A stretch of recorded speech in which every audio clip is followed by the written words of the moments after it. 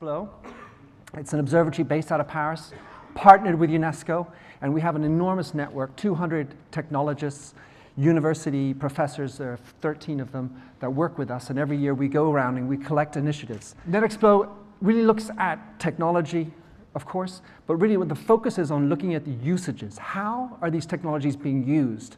And every year, so we're going to do My Smart Life, and this is broken down into 3 different sub-trends.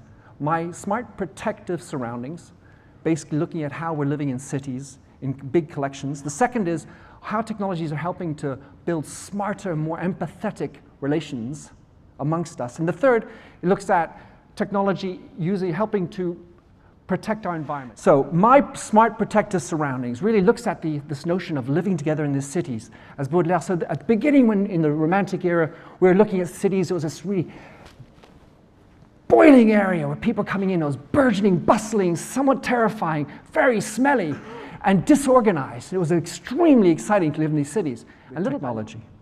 The first of these 21 is called No Ad from the US. And so this is interesting because you have all these ads blasted around, if you imagine Times Square. But instead of looking at the ads, you pull up your phone, and it turns the ads into artwork.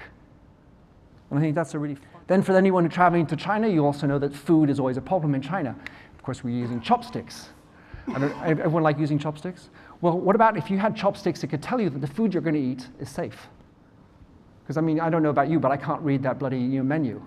So then you use your chopsticks, you put it in, you dip it into the noodles, and the noodles will, the chopsticks will either identify blue or red, whether the oil being used was clean and useful. Like it?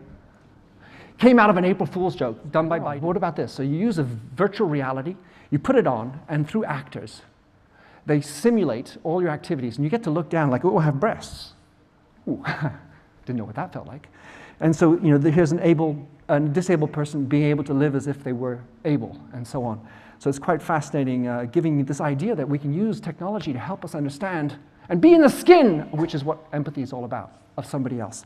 So thank you for your time. Thanks for listening. Stay in touch.